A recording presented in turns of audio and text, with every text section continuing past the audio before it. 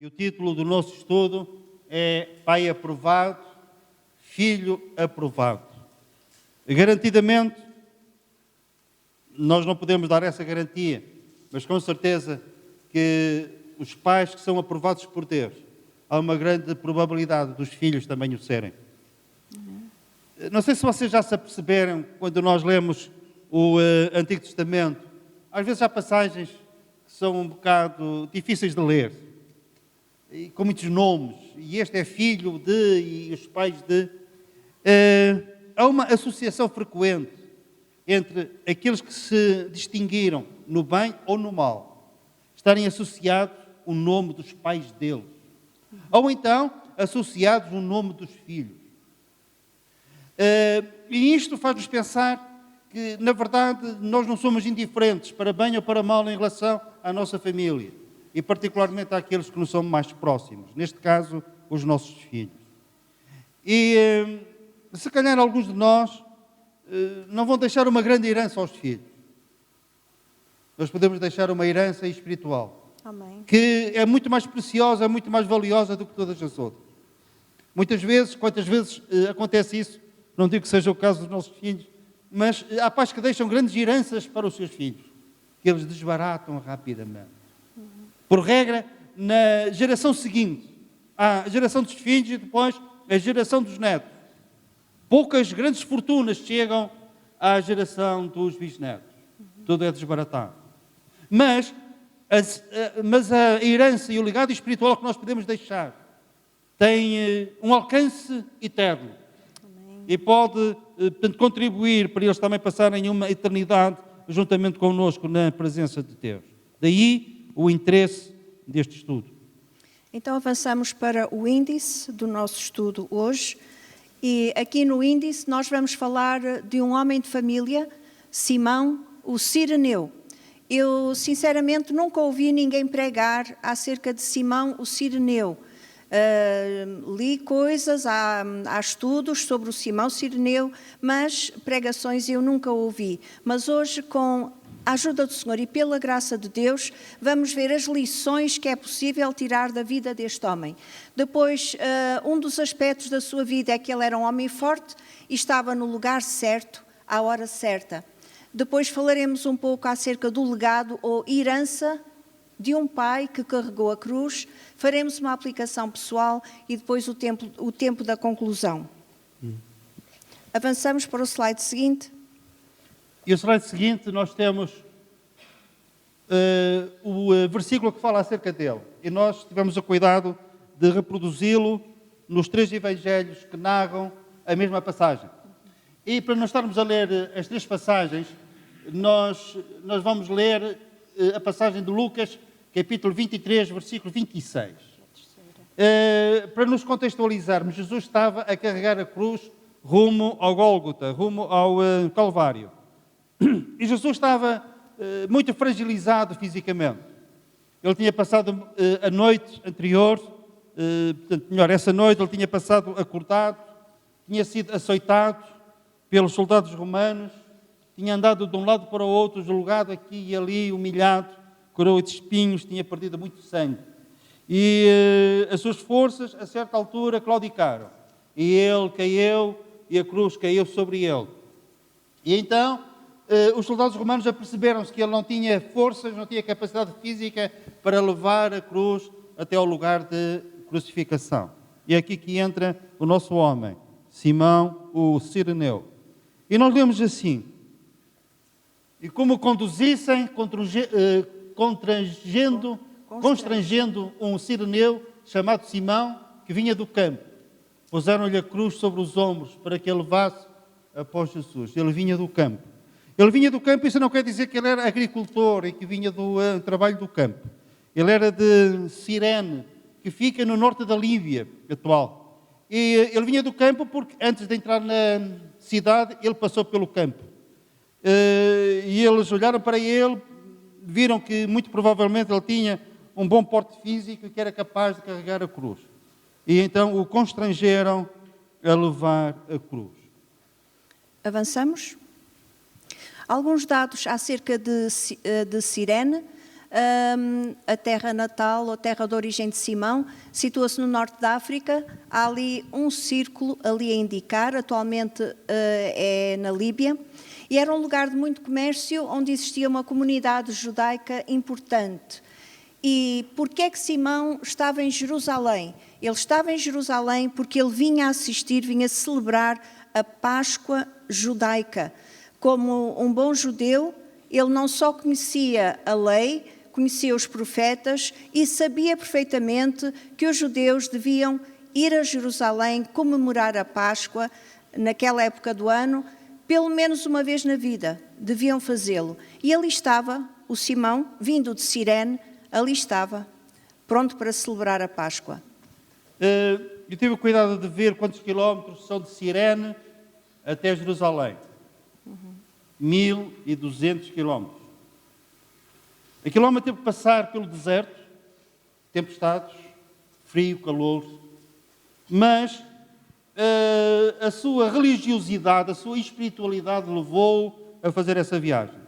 Como a Clarice disse, havia uma lei judaica, pelo menos uma vez por ano, cada judeu deveria de ir a uma das 3 festas principais.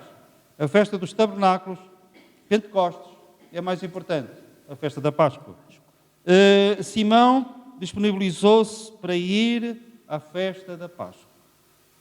Só que, quando ele se dirigia para Jerusalém, ele não pensou naquilo que iria acontecer. E aconteceu uma coisa Avançamos. tremenda que para sempre ficou registada na palavra de Deus. Ele foi o homem que carregou a cruz do nosso Senhor Jesus Cristo.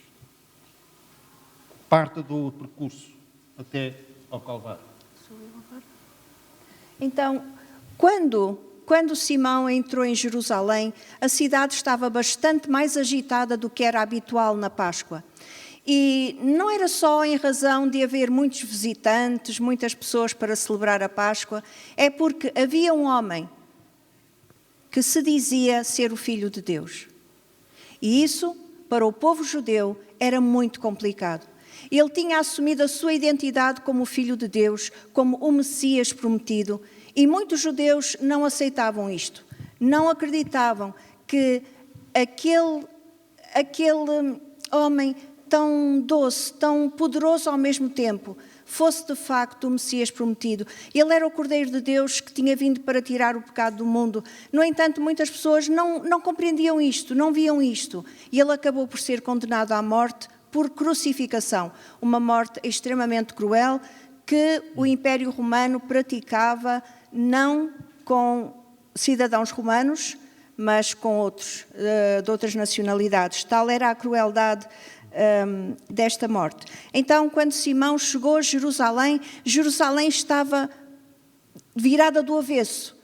Pessoas gritavam nas ruas, pessoas seguiam em tumulto, pessoas empurravam-se, pessoas desesperadas, uns gritavam a favor de Jesus, outros gritavam contra Jesus. E Simão chega ali e está no meio daquilo, completamente despreparado para o que se estava a passar. Slide seguinte. Eu pensei em guardar esses pensamentos que vou agora proferir para mais tarde, mas acho que é a altura de fazê-lo agora. É algo que mexe muito com as minhas emoções, aquilo que eu vou dizer a seguir. Nós vemos que Simão ofereceu alguma resistência a pegar na cruz. Eles o constrangeram, quase que o obrigaram. E nós perguntamos porquê. E se calhar não vemos uma razão plausível que explique isto. Eu vejo uma. E a ser como eu vou dizer é algo tremendo. Não se esqueçam, era a Páscoa. E havia uma tradição judaica no dia de Páscoa, no sacrifício da manhã e no sacrifício da tarde. Em que consistia essa cerimónia? Às 9 horas da manhã, do dia de Páscoa, o sacerdote pegava num cordeiro, lhe era entregue já morto, um cordeiro perfeito, sem qualquer mancha, sem qualquer defeito, sem qualquer doença. E ele pegava no sangue daquele cordeiro e aspergia sobre o altar do sacrifício. Havia uma multidão de homens que estavam ali à frente daquele altar, vestidos de branco. E porquê é que eles estavam vestidos assim? Porque havia um ritual em que o sacerdote depois pegava numa planta esponjosa que absorvia o sangue e sopo. E ele ensopava aquela planta no sangue do cordeiro e aspergia aqueles homens que estavam ali, aquelas pessoas que estavam ali vestidas de branco. E pelo menos uma gota do sangue daquele cordeiro tinha que cair naquelas vestes brancas. Por isso é que o salmista diz: purifica-me com hisopo. O ritual estava completo em relação a cada um, se cada um pelo menos tivesse uma gota de sangue naquela roupa branca. Nós não sabemos se Simão já tinha as roupas brancas para esse cerimonial. É provável que sim, é provável que não. A gente não sabe. De qualquer maneira, quando ele tem este encontro com Jesus caído, devido à sua exaustão física, era antes das 9 horas, porque Jesus foi crucificado às 9 horas. Simão estava a fazer conta da hora do sacrifício das 9 horas. Ele tinha pressa. Ele tinha pressa ou para mudar de roupa, ou tinha pressa para se dirigir ao templo, porque já estava com a roupa própria, para que a sua roupa também fosse aspergida com o sangue do cordeiro. Mas houve uma coisa. Antes disso, quando estes peregrinos chegavam a casa, reuniam a família, os amigos mais próximos, era uma espécie de troféu. Eles mostravam aquelas vestes brancas salpicadas com o sangue do cordeiro. E Simão não sabia. Soube mais tarde. Com as roupas velhas ou com as vestes brancas.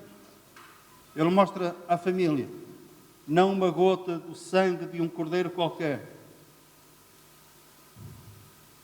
mas pôde dizer, naquelas roupas estava o sangue do Cordeiro de Deus. Amém. Amém. E isso explica a influência que isto teve na sua família, na sua esposa e nos seus filhos, como nós iremos ver mais tarde.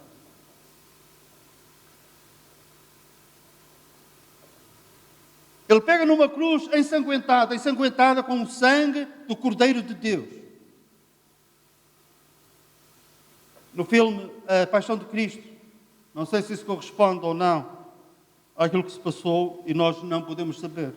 Que quando ele pega na cruz, Jesus também pega na cruz e os dois seguem abraçados durante algum percurso.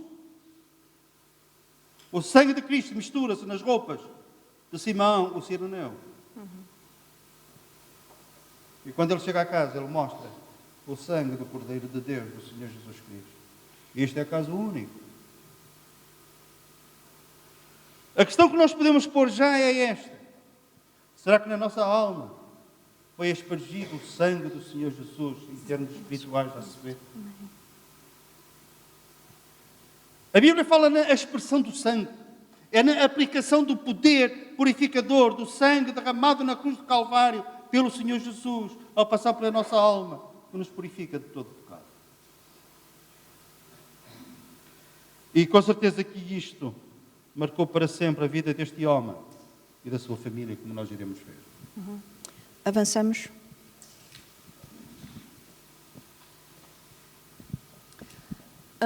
Nesta imagem temos Simão com a sua família a entrar em Jerusalém, uma representação, já sabe que não havia fotos naquele tempo. E quando o Senhor Jesus estava cansado depois de tudo o que já tinha passado e tinha que subir ainda até ao Gólgota com a cruz, quem foi que Deus enviou? Quem é que Deus envia quando nós também estamos cansados e abatidos e não conseguimos andar mais e precisamos de um apoio, precisamos que alguém partilhe a cruz que temos sobre os ombros connosco? Quem é que Deus envia? Bem, Deus envia pessoas às vezes muito improváveis, mas são pessoas que estão presentes, que estão no lugar certo, à hora certa e que estão disponíveis. Frequentemente, as pessoas que Deus usa não são pessoas que tiveram um treino muito, muito, muito especial e prolongado de anos e anos, ou podem ter tido, mas frequentemente é a pessoa que está ali à mão, que está perto daquele que está a sofrer, daquele que está aflito. E assim foi o caso de Simão. Vamos avançar para o slide seguinte, porque surgiram aqui algumas questões quando estávamos a estudar isto. Nós lemos que não foi chamado nenhum soldado romano para ajudar o Senhor a carregar a cruz. Deus não enviou um anjo para ajudar o seu filho amado. Nenhum discípulo avançou para a frente do caminho e se voluntariou para socorrer o seu Senhor. Onde é que estavam os discípulos? Tinham fugido. Nós não lemos mais nada acerca deste homem, Simão Cireneu. Nem que ele não tenha feito mais nada digno de registro, a não ser influenciar a sua família. Por este ato, ele vai ser lembrado para sempre. Tem sido lembrado para sempre no meio do povo de Deus ao longo dos séculos. E um dia, nós vamos ter uma curiosidade grande em conhecer e dar um abraço a este homem que carregou a cruz do nosso Senhor Jesus Cristo, quando ele já não podia devido ao cansaço. A lição que nós podemos tirar é esta. Pode ser que nós sejamos chamados apenas para uma coisa. Mas seja uma coisa tão marcante, possa mudar não somente a nossa história, mas a história de mais alguém. A Bíblia está recheada de exemplos de pessoas que só fizeram uma coisa. Nunca sei pronunciar o nome, não sei se é Apelos ou Apelos. Susana? Apelos.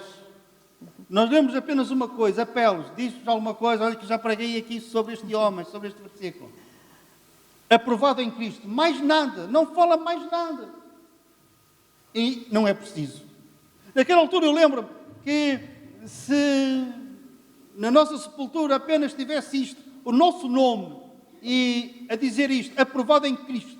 Não é preciso mais nada, não queiram mais nada, mas que seja escrito com a devida correspondência na nossa vida. André, que eu conheço há só 2 passagens, um dos 12 apóstolos. Um dia Jesus perguntou, Jesus estava rodeado de uma grande multidão e mandou-os comprar pão aos seus apóstolos e disseram, onde é que vamos buscar pão para tanta gente? E Jesus perguntou, o que é que vós tendes? E André diz, há aqui um rapazinho, tem 5 pães e 2 peixes. A questão é esta, como é que ele sabia que havia lá um rapaz que tinha 5 pães e 2 peixes? Andou no meio deles. Andou no meio deles. Mas andou no meio deles, mas... Era simpático e afável e as pessoas iam ter com ele. É capaz. Mas os homens são mais... Pensam mais no pior. Pensam mais no pior. O rapaz com uma coisa debaixo do braço, um embrulho, e André sempre olhar para ele. Será que ele vai fazer aqui alguma coisa? Rapaz, o que é que tens aí debaixo do braço? Acho que não. 5 pães e 2 peixes. Está bem, ok. Está tudo bem. Estou a dramatizar, já se vê. Mas é possível também. Ou então aquilo que a Clarice optou. Mas nós lemos que ele disse isto ao Senhor, aí um rapaz que tem 5 pães e 2 peixes, e depois ele fez outra coisa. Convidou o seu irmão Pedro a ir conhecer Jesus. Sim. Nunca pregou, mas Pedro pregou por ele e pelo irmão. E às vezes nós somos apenas usados para levar uma pessoa a Cristo. E como também dizemos aqui algumas vezes, se isso acontecer, se nós contribuirmos de uma ou de outra forma para que isso aconteça, valeu a pena nós termos nascido. Amém? Ele fez uma coisa, mas mudou a história. Avançamos, Ana, por favor. Então, o homem forte no lugar certo à hora certa, podemos avançar também.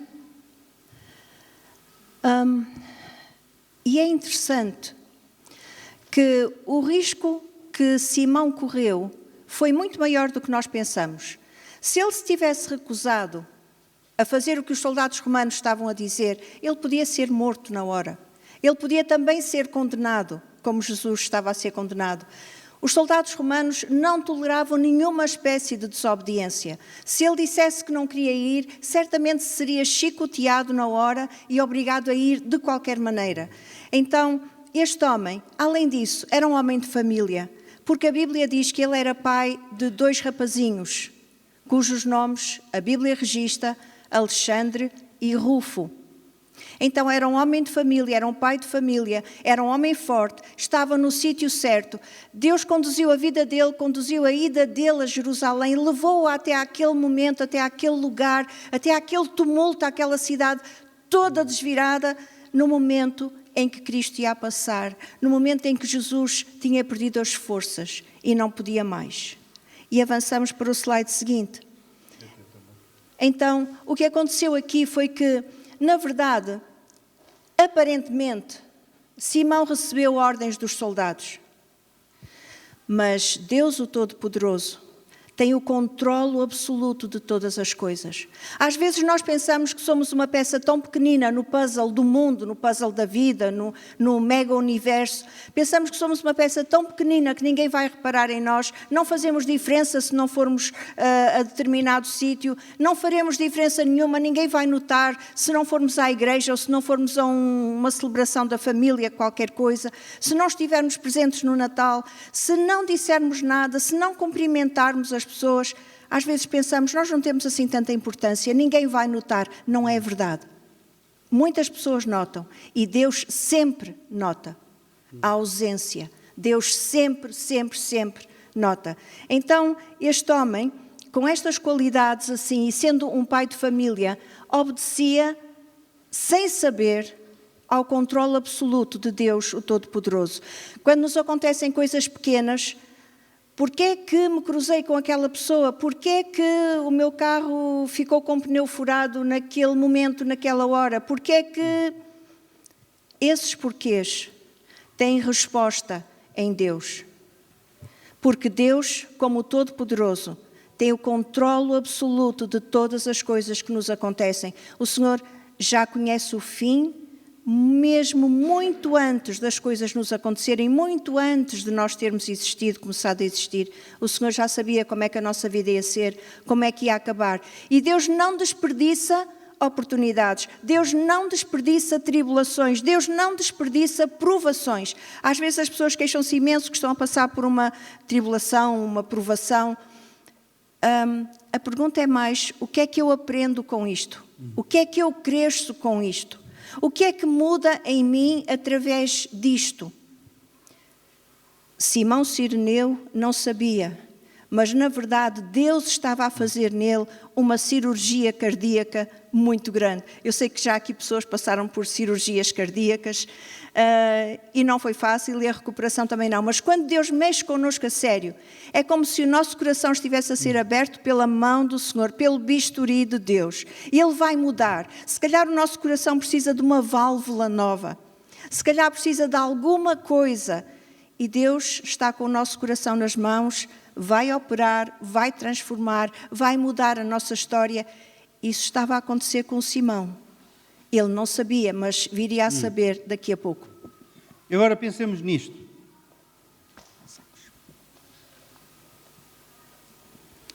Avançamos, Ana. Avançamos. É só para provar que ele era pai de Alexandre e Rufo. Ok. Outro. Avançar. Avançamos? É este. Ok. Não. A seguir.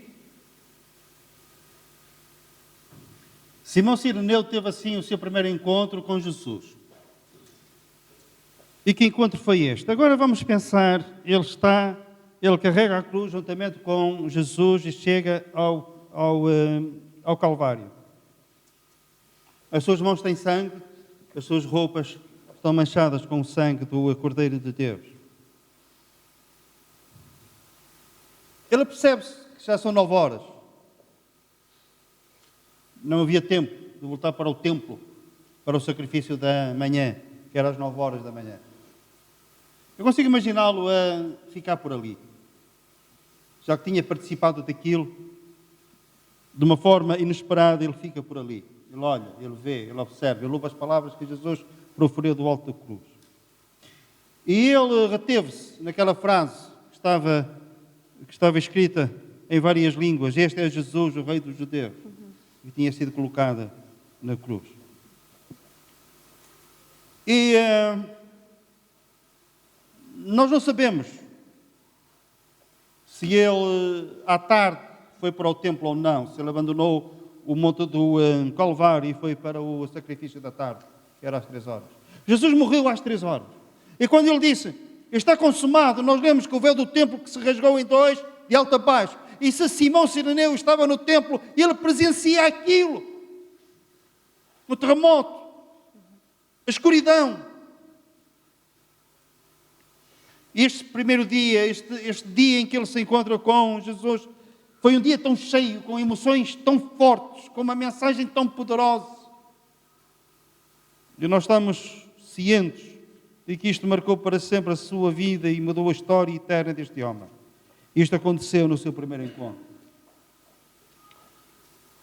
Quantos não há que têm a possibilidade de se encontrar com Jesus tantas vezes?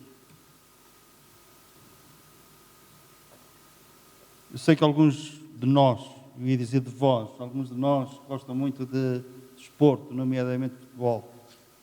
Nós conhecemos aqueles avançados que têm tantas oportunidades para marcar e não marcam. Uma após outra, e falham. E nós pensamos, eu mesmo com esta idade eu marcava aquele gol. E desperdiçam, e desperdiçam. Mas há outros que são felinos. Agem com subtileza, com rapidez, têm uma oportunidade e marcam. Nós, na vida espiritual, nós devemos ser assim, aproveitar as oportunidades. E eu conheço pessoas que ouviram a palavra de Deus, ouviram o plano de salvação, o Evangelho da graça de Deus, ouviram uma vez, e nesse primeiro dia eles aproveitaram essa oportunidade e aceitaram Jesus, receberam-no como seu Salvador. Outros há, que falham vez após vez, oportunidade, vez sobre a oportunidade, e não marcam gol.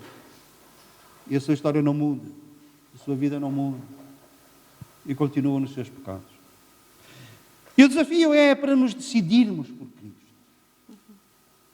Simão Cireneu, eu sei que ele viveu experiências que nenhum de nós viveu, eu sei. Mas mesmo assim o Evangelho tem sido anunciado. Orações têm sido feitas a teu favor, para que te convertas, para que recebas o Senhor Jesus. Simão Cireneu fê-lo no primeiro encontro. Quantos encontros tu já tiveste?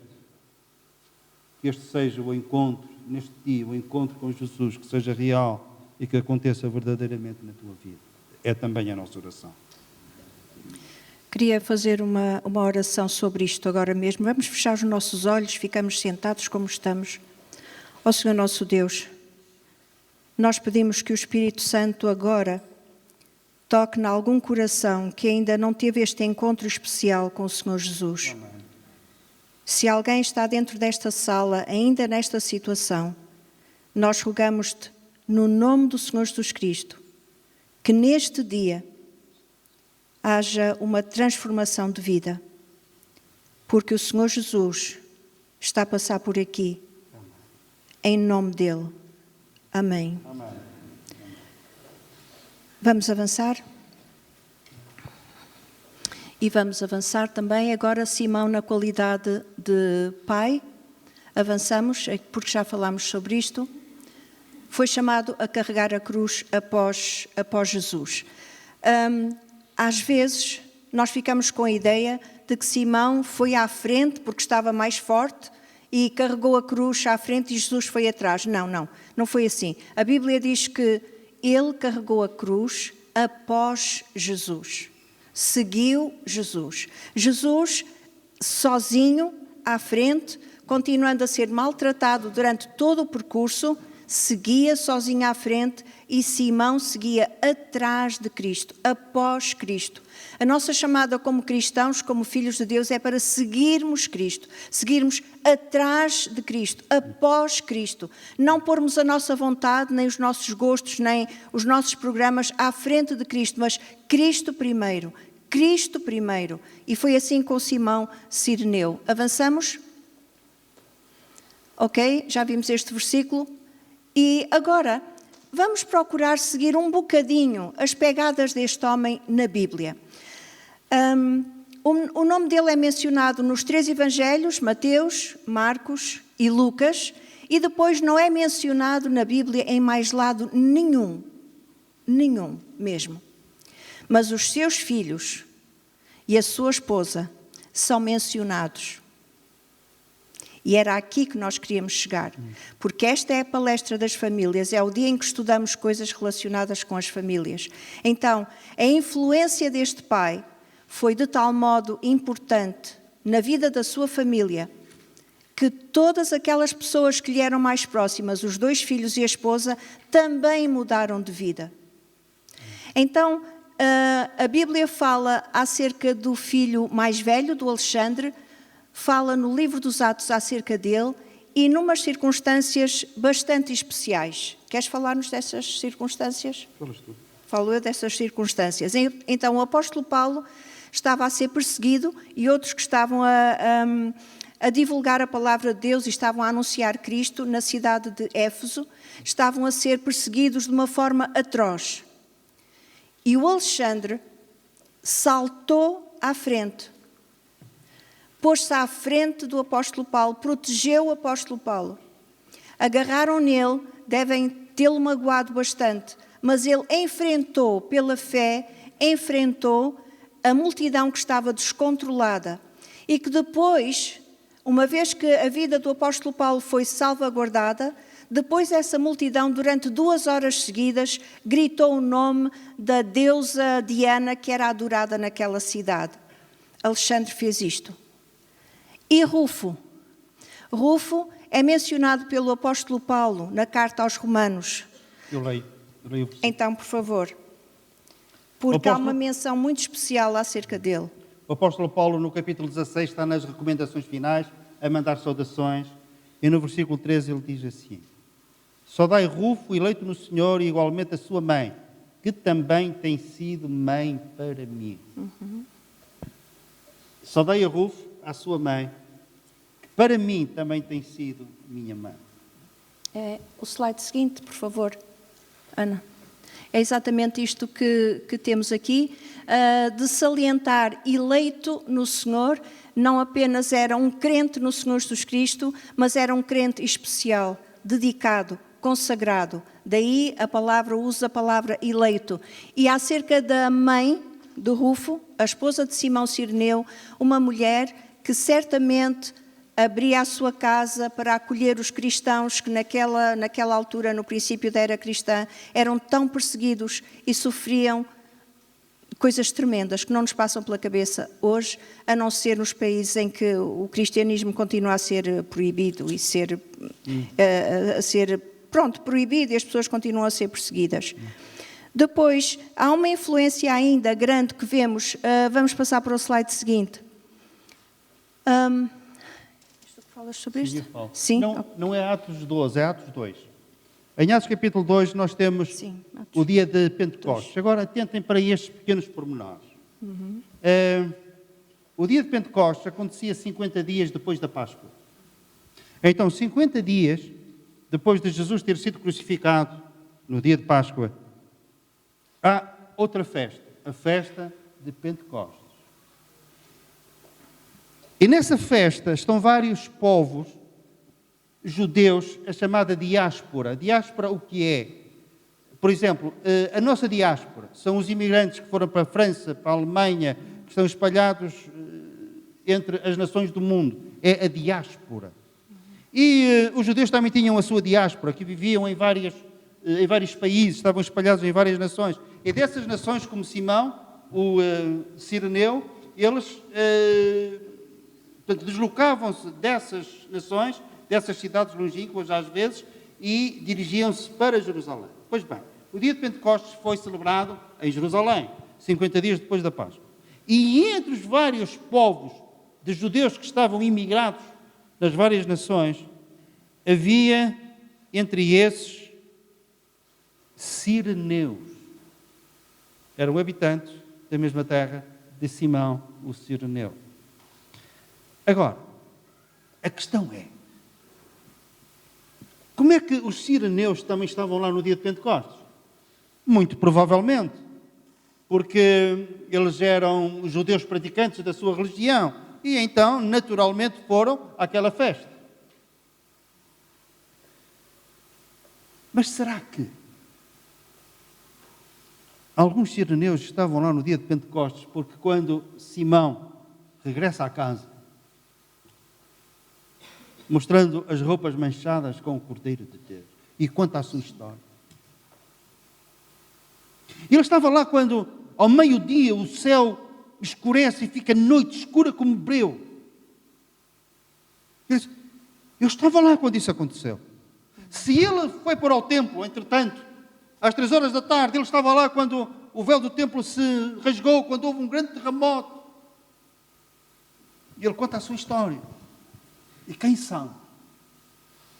Se alguns cireneus que estavam lá passados os 50 dias após a Páscoa, estavam lá por causa da história de Simão, o cireneu.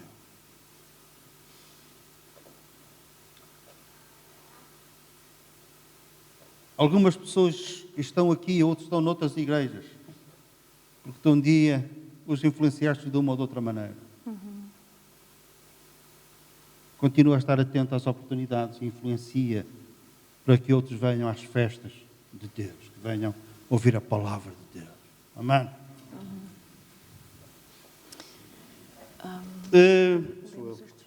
Estamos a chegar ao fim. Seguinte. Não, ainda falta muito. Não, ainda falta muito. Tem calma. É imenso. O relógio não conta, até porque não está ali. Está variado. Está variado. Cansou-se de tanto andar. Anda, não percas tempo. Se alguém quer vir após mim, disse Jesus, negue-se a si mesmo, tome cada dia a sua cruz e siga-me. Tomar a cruz, o que é que isso significa? Tomar a cruz significa nós hoje identificarmos-nos com Cristo. Identificarmos. Jesus disse uma coisa que é muito marcante. Quem se envergonhar de mim e das minhas palavras. Envergonhar dele e das palavras dele. Não é que o faça muitas vezes, mas algumas vezes estava reunido com pessoas e falávamos acerca de outras coisas, profissionalmente falando, mas quando havia oportunidade eu dizia, Jesus disse. Jesus disse. E citava um ou outro versículo. Ficavam assim a olhar para mim e tal, não havia resposta. E depois deixava passar e tal, e numa próxima oportunidade, Jesus disse. É uma maneira de nós não nos envergonharmos, nós assumirmos não somente a pessoa do Senhor Jesus, mas também as minhas palavras. Por isso é que eu enfatizava, Jesus disse. É a palavra de Deus. Isto é nós levarmos a cruz. Levarmos a cruz também nos fala acerca do plano de Deus para a nossa vida. Às vezes dizemos, a nossa cruz é pesada. E há pessoas que têm uma cruz pesada do ponto de vista social, do ponto de vista familiar, do ponto de vista profissional. É uma cruz pesada. Mas esta cruz é outra. É a cruz da nossa identificação com Cristo. É a cruz do nosso cristianismo vivido todos os dias. Uma maneira de nós levarmos a nossa cruz é quando vem pensamentos, sugestões. Ana. E termos sugestão não quer dizer que seja pecado. O problema é quando nós deixamos que essa sugestão que está aqui passe para aqui e depois seja posta em prática. Quando nós dizemos não, travamos, vamos a levar a nossa cruz. Por amor do Senhor Jesus, a nossa identificação com os seus princípios e com os seus valores. Este versículo já foi projetado, vamos para este. Isto. Às vezes ouvimos dizer que precisamos de referências, precisamos de modelos para seguir. É tão mau quando olhamos para a juventude e vemos a juventude a seguir as celebridades deste mundo. E não só a juventude, outras pessoas também mais velhas. Seguem o estilo de vida que algumas celebridades que, em vários casos, acabam em suicídio e acabam de uma forma terrível, perdidos em drogas e alcoolismo. E, no entanto, os filhos de Deus também têm caído na armadilha de seguir as celebridades. E vão ver ao Facebook coisas sobre as celebridades. Não é disso que nós precisamos. Nós precisamos disto que está aqui atrás escrito e que eu vou partilhar convosco. Nós precisamos, todos precisam, de um modelo confiável para seguir. Seja esse modelo. Não espere que alguém seja um modelo para si. Seja esse modelo. Nós precisamos disso. Precisamos de ver alguém a carregar uma cruz sem ressentimento. Há pessoas que levam a sua cruz, é certo, a missão que Deus lhes deu, levam essa cruz pela vida fora, mas vão sempre queixando, sempre lamentando, sempre gemendo, sempre, não é protestando, não. Leva a sua cruz de boa vontade. Seja um exemplo nisso também. Nós precisamos de estar presentes no lugar certo e à hora certa para que o plano de Deus se cumpra na sua vida, na nossa vida, na sua vida, na minha vida. Nós precisamos de ser pessoas disponíveis. Sabem, Deus não pode usar pessoas que não estão lá. Deus não vai usar pessoas que estão ausentes quando alguém precisa. Deus usa pessoas que estão presentes. Nós precisamos de estar presentes na vida uns dos outros. E vamos ver uma coisa interessante no slide seguinte. Estamos a acabar. Estamos aí para a nossa conclusão agora sim. O Senhor Jesus disse que cada um toma a sua cruz e siga-me, certo? Muitas vezes nós comparamos a nossa cruz com a das outras pessoas. Achamos que um trabalhador que trabalha 8 horas, 9, 10, se calhar numa fábrica como operário, tem uma cruz muito pesada. Mas se calhar o empregado de escritório que pode trabalhar se calhar menos horas, tem uma cruz mais leve. Nós não sabemos disso. Nós não temos a certeza disso. Ou então achamos que a dona de casa tem uma cruz muito leve. Não tem, não tem. Ou que ser mãe ou ser outra coisa qualquer, uma profissional de qualquer coisa, é uma cruz relativamente leve. Não é.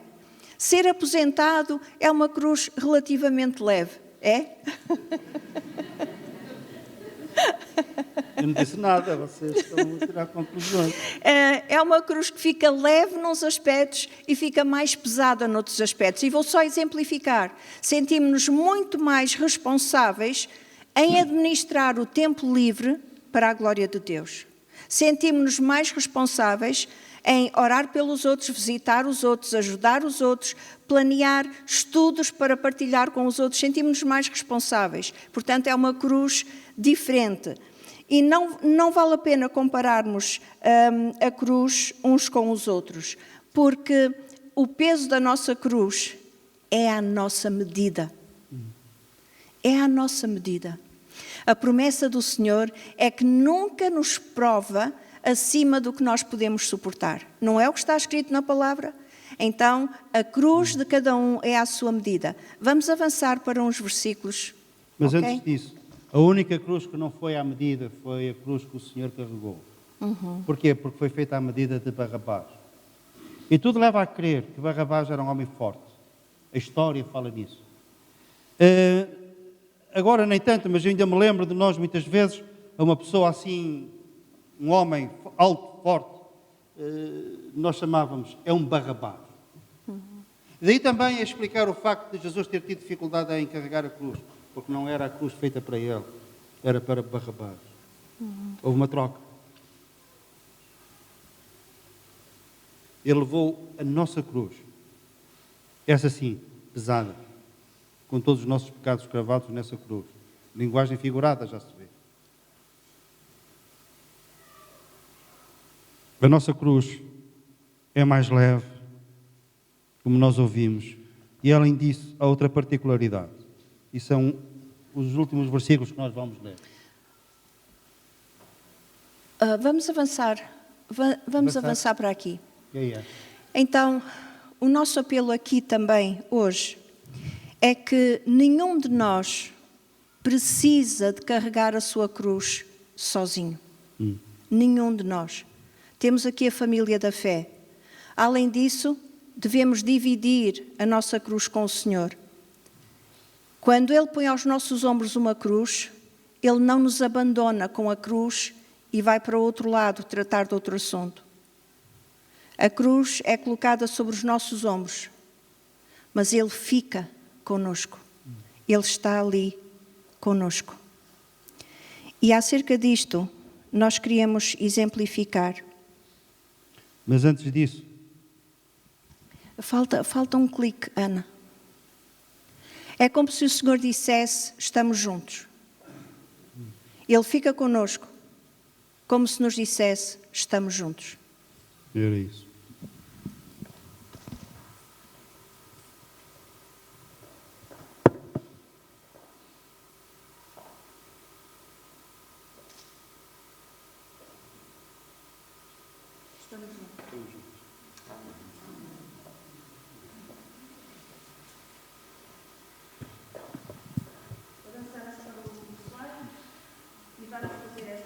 Juntos também. E vamos ficar de pé e vamos ler todos esta oração e cada um de nós a possa apropriar para si mesmo. Obrigado, Senhor, Senhor, pelo o privilégio de ter uma cruz para carregar. Obrigado por ficares comigo ao longo de todo o caminho. Entrego-te a minha vida e toma a cruz que escolheste para mim. Ajuda-me a levá-la enquanto te sigo. Em nome de Jesus eu oro.